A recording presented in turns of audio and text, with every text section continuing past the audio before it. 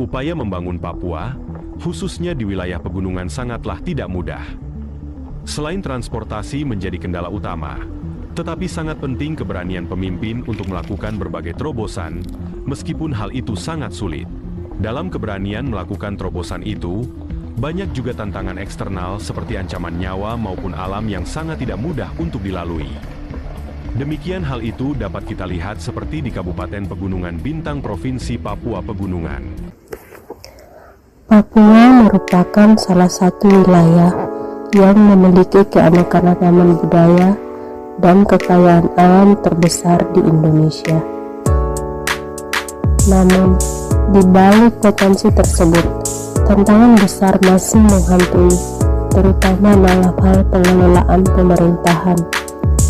Salah satunya adalah rendahnya kapasitas sumber daya aparatur pemerintah yang kompeten dan merata di seluruh wilayah Provinsi Papua.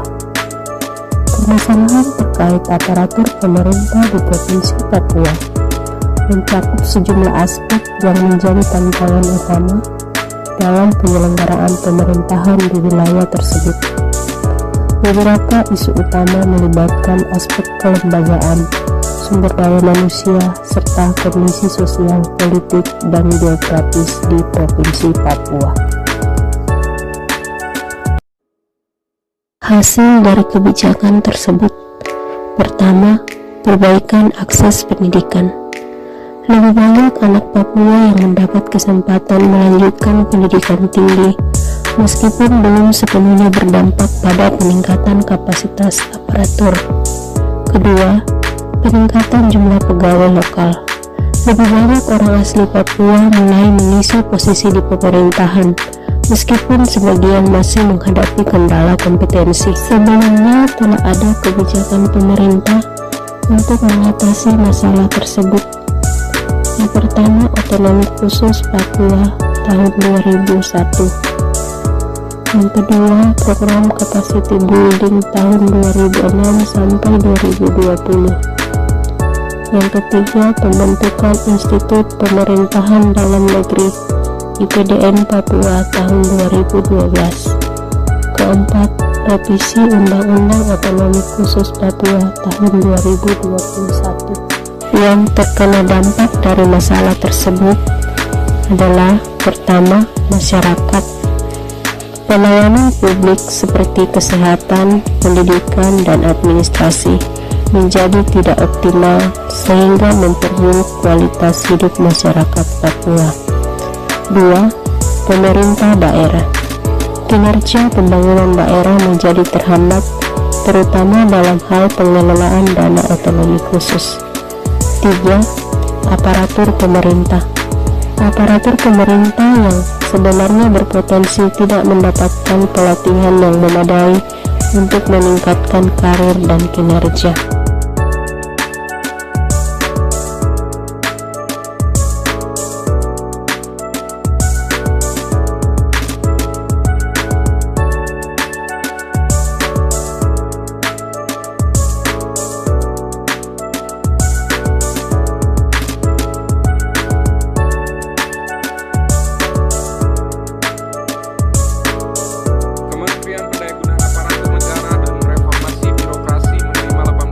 Pegawai aparatur sipil negara dari Provinsi Papua Barat. ASN tersebut menjalani program magang dan ditempatkan di 4 kedeputian yang ada di Kementerian Pan-RB. Pegunungan Bintang Papua sulitnya akses transportasi baik darat maupun udara menyebabkan harga kebutuhan pokok melambung. Kabupaten Pegunungan Bintang memiliki 34 distrik dengan pusat kabupaten di Oksibil. Di bagian timur, Oksibil langsung berbatasan dengan Papua Nugini. Disebut Pegunungan Bintang karena kabupaten ini dikelilingi oleh pegunungan terjal dengan ketinggian mencapai lebih dari 4.000 kaki di atas permukaan laut. Beberapa alternatif kebijakan yang dapat dipertimbangkan untuk mengembangkan kapasitas aparatur pemerintah pada Provinsi Papua. Pertama, pelatihan dan pendidikan. Memberikan pelatihan secara intensif dan pendidikan berkelanjutan kepada aparatur pemerintah termasuk program magang di wilayah yang memiliki tata kelola pemerintahan yang lebih baik, menyesuaikan kurikulum pelatihan dengan kebutuhan spesifik daerah seperti pengetahuan adat, budaya, dan dinamika lokal Papua. Kedua, rekrutmen dan penempatan tenaga ahli dari luar daerah. Mengundang tenaga ahli dari luar Papua, termasuk profesional dengan latar belakang tata kelola pemerintahan, untuk ditempatkan sebagai pelaksana teknis dalam pemerintahan daerah. Ketiga, digitalisasi proses pemerintahan. Mengadopsi teknologi untuk mempermudah proses administrasi dan pengambilan keputusan. Melakukan pelatihan dasar kepada aparatur untuk menggunakan sistem digital seperti e-budgeting, e-planning, dan monitoring. Dari ketiga alternatif tersebut, jika mempertimbangkan dampak jangka panjang penerimaan lokal, pelatihan dan pendidikan atau capacity building menjadi pilihan terbaik. Namun, jika membutuhkan solusi cepat, maka rekrutmen tenaga ahli yang dapat diterapkan. Untuk digitalisasi pemerintahan dapat diintegrasikan secara bertahap sebagai bagian dari transformasi tata kelola pemerintahan yang baik. Kombinasi ketiga pendekatan ini juga dapat menjadi solusi komprehensif untuk mengembangkan kapasitas aparatur pemerintah pada Provinsi Papua.